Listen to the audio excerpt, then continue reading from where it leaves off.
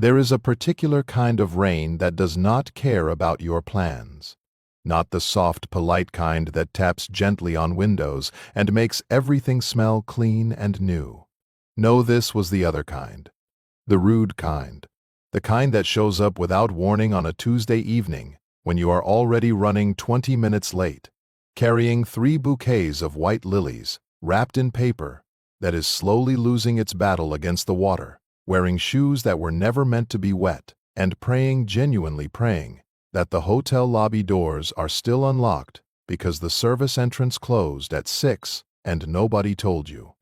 That was Mia Reeves on the worst Tuesday of her month. She was 24 years old, barely 5'4", with dark curly hair that had given up on looking neat somewhere around lunchtime. She had flour on her left sleeve from the morning not because she baked, but because her neighbor Mrs. Adiz always handed her something warm through the window when she passed by, and today it had been a meat pie wrapped in a paper bag that burst open the moment Mia tried to tuck it under her arm. She smelled faintly of roses and damp cardboard, and she had not eaten a proper meal since the small bowl of rice she finished standing up over her kitchen sink at noon. But Mia Reeves was not the kind of person who stopped moving just because life was inconvenient. She had learned a long time ago that standing still in the rain only made you wetter. So she kept going. She pushed through the revolving doors of the Grand Carrington Hotel with her hip both hands, occupied with flowers, exhaled a long breath that fogged slightly in the cool, air-conditioned lobby, and made her way to the front desk to drop off the delivery. The lady at the desk smiled at her, the way people smile at delivery workers politely, briefly, already looking past her before the conversation even ended. Mia smiled back the same way she always did. Warm, unhurried, like she had nowhere better to be, even when she did. She signed the delivery sheet, tucked the receipt into the small zipper pocket of her jacket, and turned to leave. The rain outside had gotten worse. Through the tall glass doors, she could see it hammering the pavement like it had a personal argument with the city. People were huddled under the hotel canopy, waiting for cabs that were not coming. A man was trying to hail a taxi with one hand and protect his laptop bag with the other, losing both battles at the same time. 2 women in expensive coats were debating loudly about whether to wait or walk, clearly used to having someone else make decisions for them. Mia looked at the umbrella stand near the door. There were 3 umbrellas in it, the kind hotels keep for guests who forget theirs. She had used one before, returned it the next morning. She reached for the nearest one, black handle, clean, nothing special about it, or so she thought, and stepped back out into the storm. She made it exactly 1 block before a hand closed around the other end of the umbrella. She stopped walking. The hand did not let go. She turned around slowly, rainwater already sliding off the edge of the umbrella above her head, and found herself looking up at a man who was very tall, very wet, and very clearly not happy. He was dressed in a dark suit that probably cost more than 3 months of Mia's rent. His dark hair was plastered to his forehead from the rain because he had been running, she realized. Running after her, and his jaw was tight in the way that people's jaws go tight when they are controlling something much bigger underneath.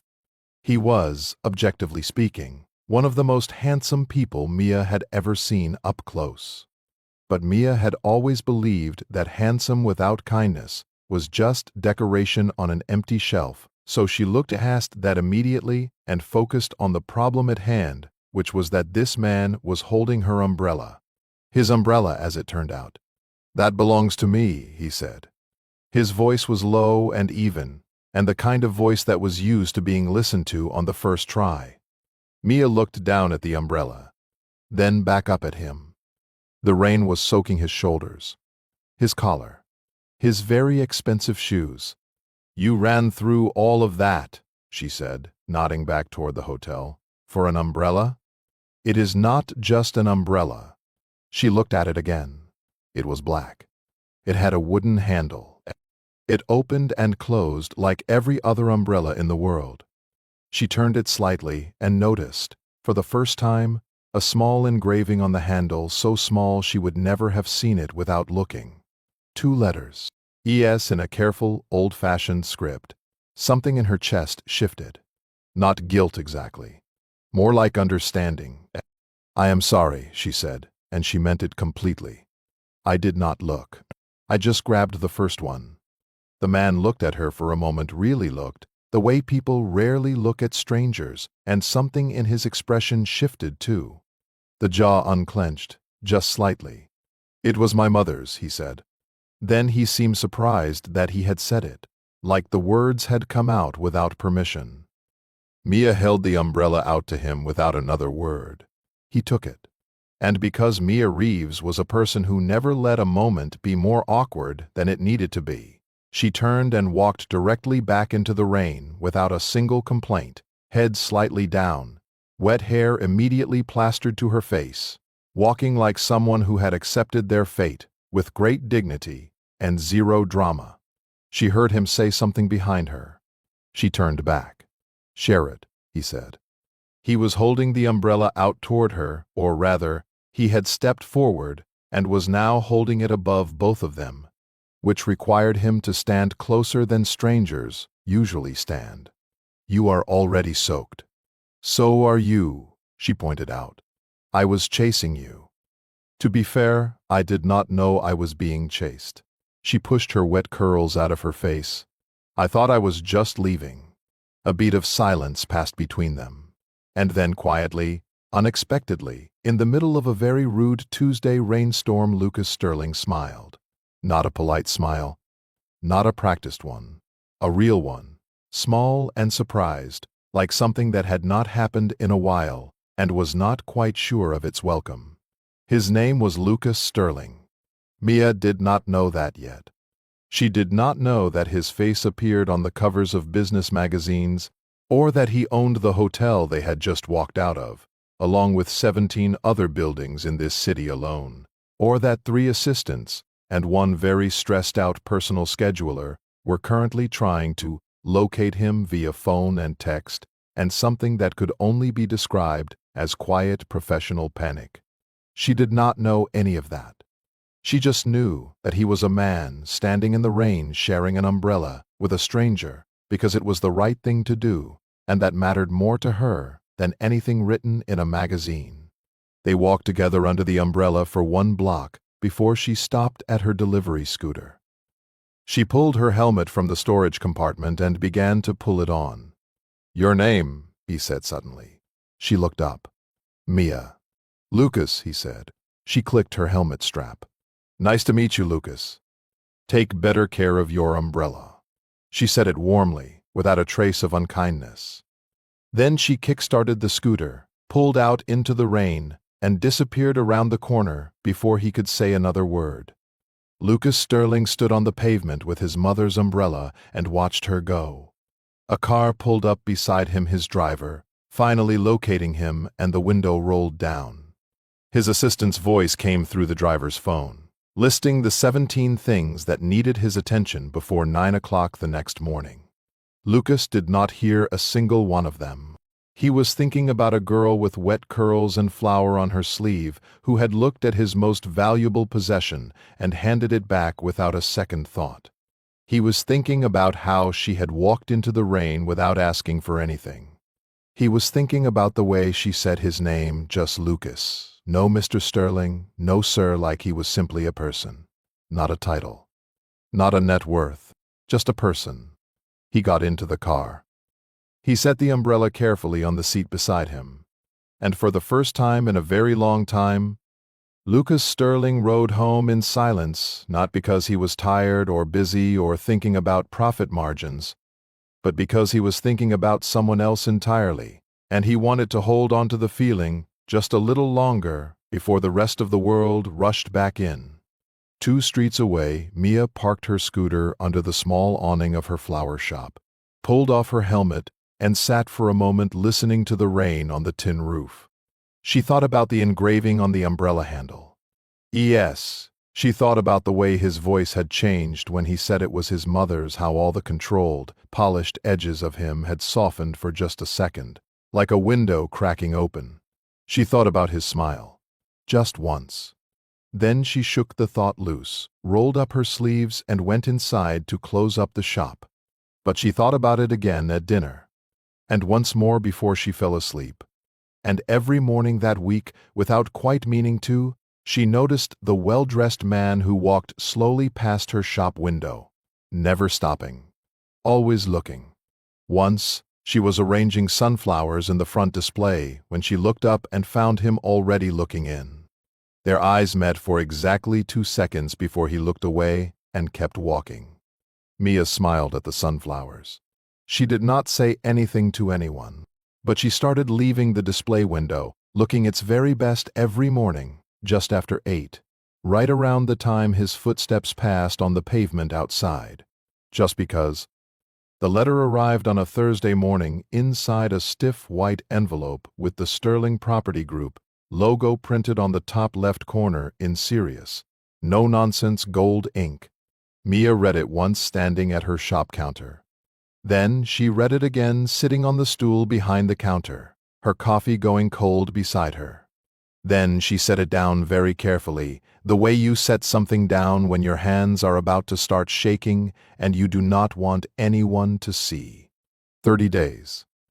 The letter gave her 30 days before the building her building, the one her grandmother had rented for 22 years, the one Mia had grown up crawling between flower buckets in, the one that smelled of soil and petals and something that had no name but meant home would be demolished to make way for a multi-level parking structure for the new corporate complex next door.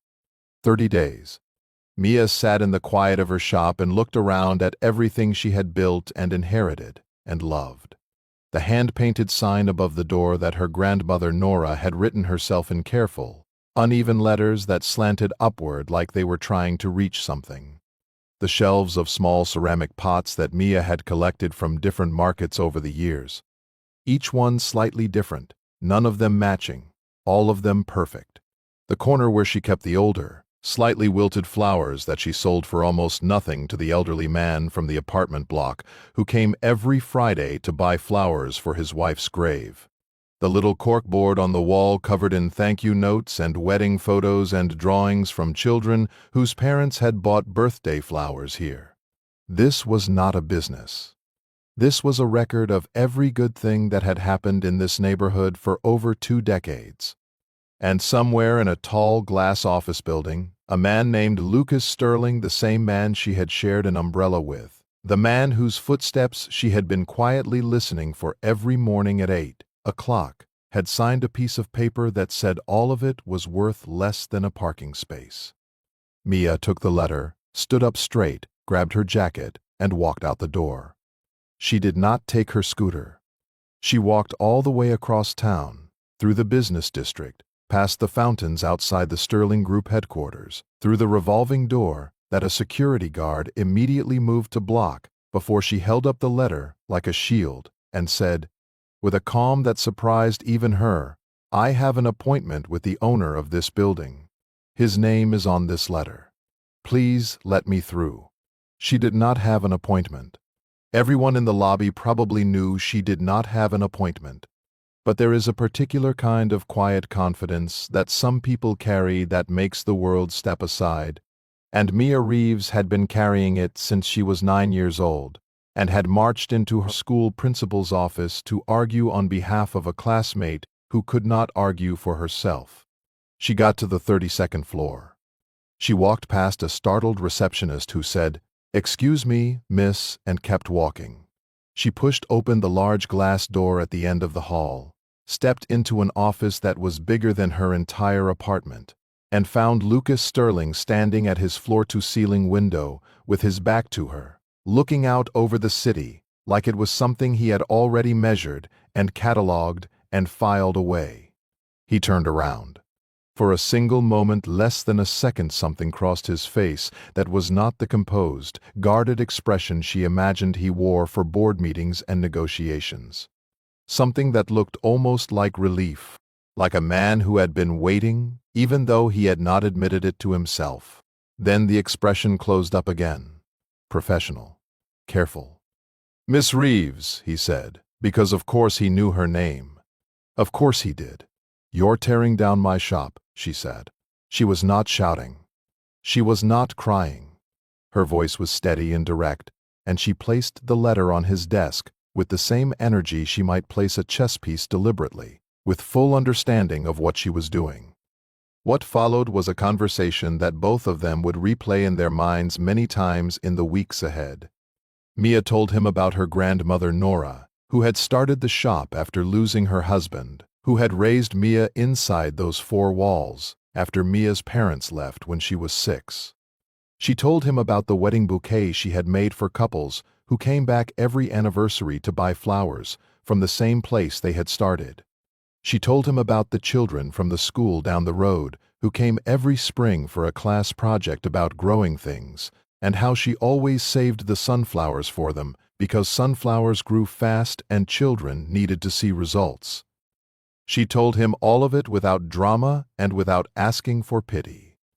She told him the way someone tells the truth simply, clearly, because it deserves to be heard. Lucas listened with his hands clasped behind his back, very still, the way still water is still not empty, but deep. And then he said, because he had been trained his entire adult life to separate feeling from function, I have hundreds of properties, Miss Reeves. One redevelopment project cannot be stopped for personal reasons. Mia was quiet for a long moment. Then she reached into the pocket of her jacket and pulled out the single red rose she had grabbed from her shop on the way out without even thinking about it. She had been arranging a bucket of them when she read the letter, and her hand had simply closed around one. She set it on his desk beside the letter. She looked at him very directly, the way very few people ever look at Lucas Sterling, and said quietly, "You own everything, Mr. Sterling, but I think you live in none of it, and I feel sorry for that." She left without waiting for a response. Lucas did not move for a long time after the door closed. His eyes rested on the red rose lying on his desk, slightly imperfect, one petal bent, stem just a little uneven. Nothing like the flowers that got delivered to his boardroom table in careful, identical arrangements. This one looked like it had been grabbed in a hurry by someone who cared about flowers the way most people never think to. That afternoon, without informing his project team of the reason, Lucas Sterling sent a single internal memo putting the demolition timeline on pause, pending further review of community impact assessments. Nobody questioned it. When you own everything, people rarely ask why. The next morning at 8:05, Lucas walked through the door of Mia's flower shop for the first time instead of past it. He said he wanted to buy something. She sold him a single white daisy without making a fuss, gave him his change, and went back to repotting a small plant as if powerful men walked into her shop every morning of the week. He came back the next day, and the day after that. He kept buying single flowers, never a full bouquet, never anything expensive, and each time he stayed a little longer. 2 minutes, 5 minutes, 10. He learned that she hummed while she worked and did not realize she was doing it. He learned that she named her plants not the ones for sale, but the small personal ones she kept on the windowsill in the back, and that the slightly lopsided fern in the corner was named Gerald and had survived 3 repottings and what she described as a very difficult winter. He learned that she had opinions about everything from the best way to wrap a gift bouquet to the precise temperature at which certain flowers refused to behave, and she shared these opinions freely and without asking whether he agreed. He agreed with most of them, though he would not have admitted that to anyone. She learned things too, in pieces, the way you learn things from people who are not used to being known. She learned that he was quieter than she had expected, that he listened more than he spoke, which surprised her, because men with that much power usually did the opposite. She learned that he took his coffee without sugar and felt slightly guilty about it, like sweetness was something he had decided at some point he did not deserve. She learned that he had not laughed, not a real laugh, not the kind that made noise in what seemed like a very long time. She changed that on a Wednesday afternoon when she asked him to help her make a small hand-tied bouquet for a customer's order while she answered a phone call. He agreed with full confidence, which lasted approximately 45 seconds before the flowers began behaving the way flowers behave when held by someone who does not know what they are doing, drooping in strange directions, stems crossing each other wrongly, the whole thing listing to the left like a confused ship. When Mia came back from the phone call and saw the bouquet, she pressed her lips together very hard. He saw her doing it. "Say it," he said. She burst out laughing. Full and real and unguarded, both hands over her mouth, shoulders shaking. And Lucas Sterling, 32 floors above this moment in his normal life, surrounded by people who agreed with everything he said, laughed too. The real kind. The kind that made noise. The bouquet went in the back bucket with the discounted flowers, labeled rustic arrangement. The customer never knew. Gerald the Fern witnessed everything and kept it to himself. By the end of 2 weeks, the shop felt different when Lucas was in it. And when he was not in it, Mia was aware of that too, which was information she kept very carefully to herself. On a Friday, he came in earlier than usual, still carrying his briefcase, and told her that he had to travel overseas for work. 10 days. Maybe 12. His face was doing the carefully neutral thing it did when he was saying something he felt more than he was letting on. Mia handed him his usual single flower, a yellow tulip, that day and told him to travel safely and not forget to eat properly, because he had the look of someone whose assistant orders his meals and whose meals therefore arrived either too early or too cold. He smiled. He left. The next morning, a delivery van arrived at the shop with a tower of sunflowers so tall Mia had to move Gerald out of the way to make room. Tucked between the stems was a small card in handwriting that was precise and slightly stiff, like someone who had been taught penmanship very seriously and was trying to be casual about it. "I will be back in 7 days. Keep me a good one, L." Mia read the card 3 times. Then she tucked it into the inside pocket of her jacket, right next to where she kept the things that mattered, and spent the rest of the day arranging sunflowers and smiling at Gerald like he was the only one who understood. 7 days was what the card said. Lucas came back in 6. He did not call ahead. He did not send a message.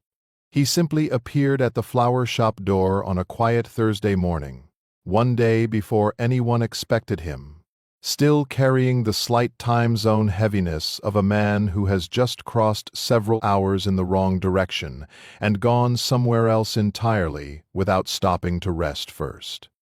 Mia was standing at the work table in the back, wrapping a long stem arrangement in brown paper, her back to the door.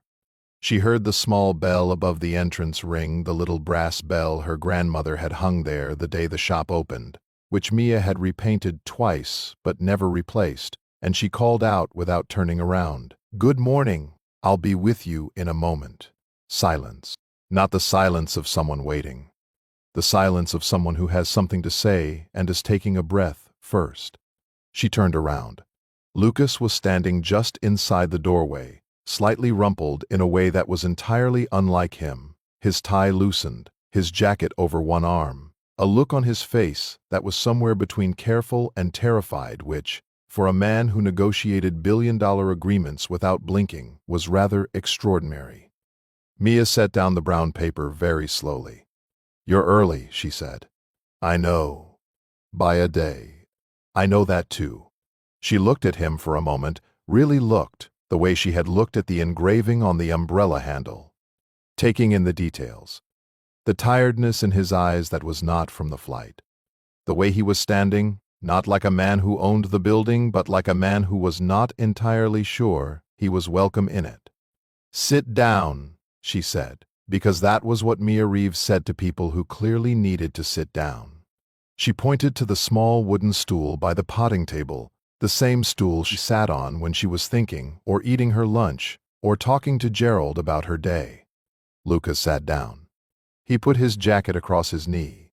He looked around the shop at the flowers and the notes on the corkboard and the mismatched ceramic pots and Gerald leaning slightly toward the window, and something in his face relaxed in a way that a whole team of professional assistants and an extremely expensive apartment had apparently never managed to achieve. "There is something I need to tell you," he said. Mia poured 2 cups of coffee from the small machine in the back. She put one on the counter beside him.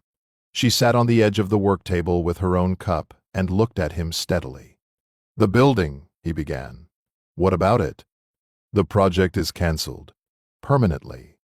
He said it quietly, without announcement, like someone setting something down gently, rather than placing it with ceremony. "Not delayed, not under review. The demolition plans have been withdrawn. The building is protected under a community heritage application that my legal team filed 2 weeks ago. It cannot be touched." Mia did not say anything immediately. She looked at her coffee.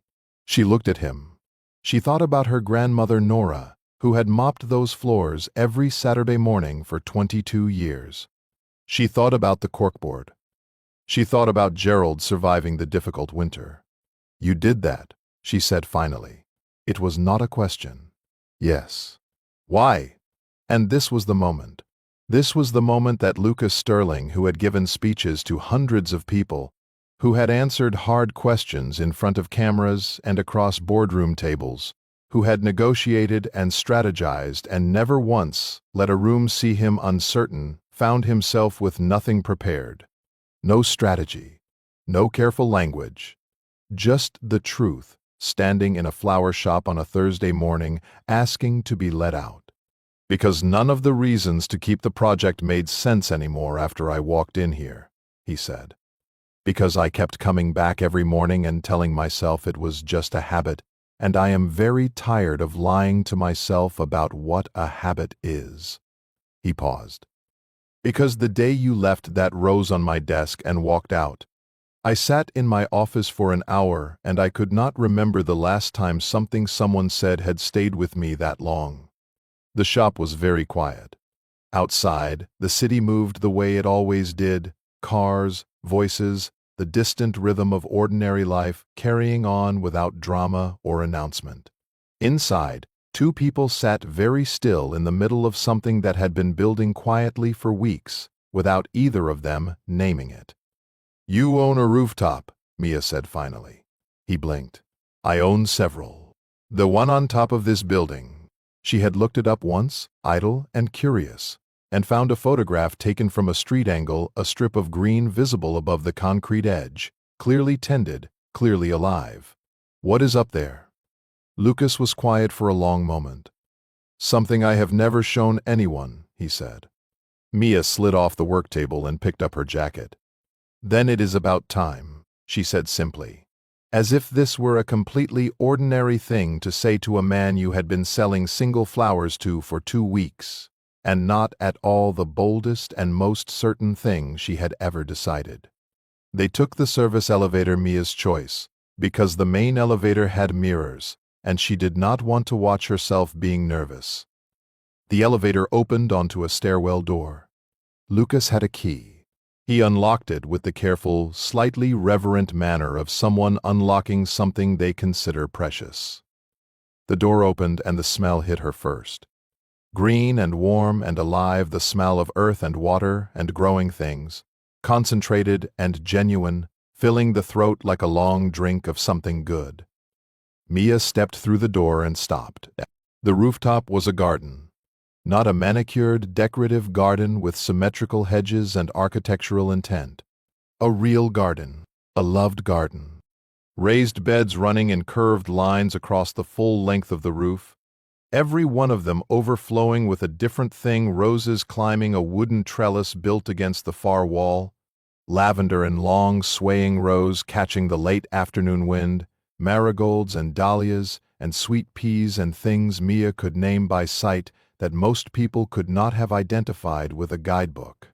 In the center was a wide bench, weathered and comfortable-looking, surrounded by deep planter boxes full of herbs and fern, and something that might have been a small olive tree, determined and silver-leafed and completely out of place and absolutely magnificent. It was the most beautiful thing Mia had ever stood inside.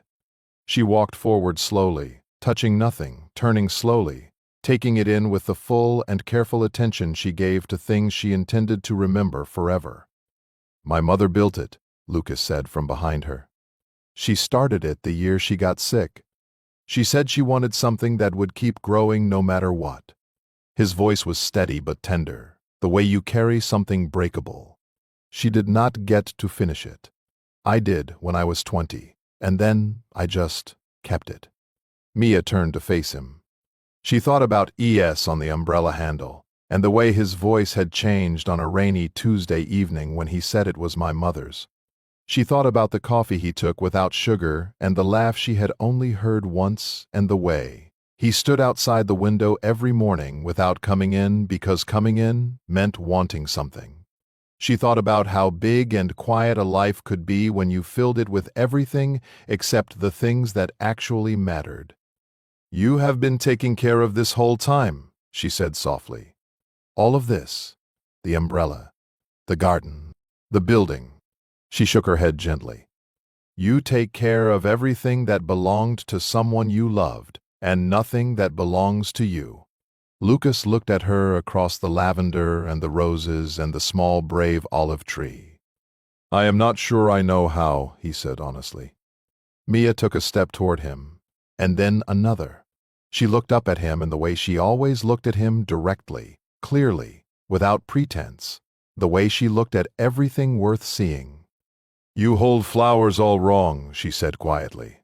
"I know. You are going to have to learn. I was hoping you would teach me." The sun was lowering behind the city skyline, and the rooftop garden was full of soft golden light, and the wind moved through the lavender with a sound like the world approving of something. Lucas reached out very slowly and tucked a strand of her curly hair behind her ear, not as a gesture of ownership, but as a gesture of tenderness. The way you touch something you are afraid of losing. "Mia," he said quietly. "Would it be—" He stopped. Tried again. "Just once. Just—" She was already smiling. "One kiss, Mr. Sterling," she said. "That is all you get." It was gentle. It was slow. It was the kind of kiss that does not try to be more than it is, because what it is already everything. Two people in a garden full of living things, finally telling the truth without using any words at all. When they stepped apart, the city was still going. Cars and voices and ordinary life.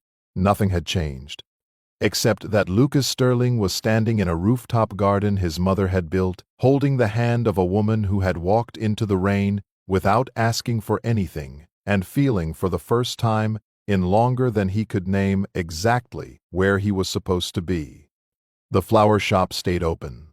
The building was converted, eventually, from commercial use into a mixed-use community space. Ground floor kept as the flower shop.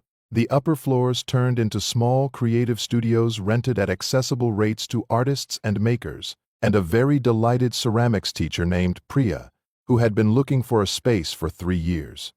The parking garage was never built. Nobody missed it. Lucas learned to make a proper bouquet over the course of many Wednesday afternoons, and 2 full seasons of watching and being corrected and occasionally making Gerald the fern a witness to his improvement. He never became perfect at it. He became better, which was more interesting anyway. Grandmother Nora met him on a Sunday morning in October, sat him down at the kitchen table with a cup of tea he had not asked for, looked at him very thoroughly for about 30 seconds, and said, "You hold your shoulders like someone is always watching. Nobody is watching. Put them down." He did. She never had to say it again. Mia kept the card, the one with 7 days on it. She framed it eventually, small and simple, and hung it on the corkboard next to the wedding photos and the children's drawings, because it was, in its own quiet way, the beginning of something. Every morning, without fail, a man who owned 32 floors of glass and steel walked through a small painted door on a side street, asked for whatever flour Mia thought he needed that day, and drank his coffee, slowly learning to take it with just a little sugar in the shop that smelled of petals and soil and every good thing that had managed to survive. just because he had spent his whole life building things that would last. It turned out the most important thing he ever kept was a garden he almost let grow alone. Speech Balloon, did this story move your heart? If only one kiss made you smile, gave you the warm feeling you did not know you needed today, or reminded you that real love grows quietly in the most ordinary places, share it with someone who deserves a good story right now. Leave a comment below telling us which moment made you feel it the most. Was it the umbrella in the rain? The red rose on the desk? The rooftop garden? Or that one perfect, honest kiss? And if you want more original romance stories told just like this one, slow burn, heartfelt, clean, and completely yours to enjoy, subscribe, follow, and stay close, because the next story is already on its way. Real love does not rush, and neither do we. Cherry Blossom.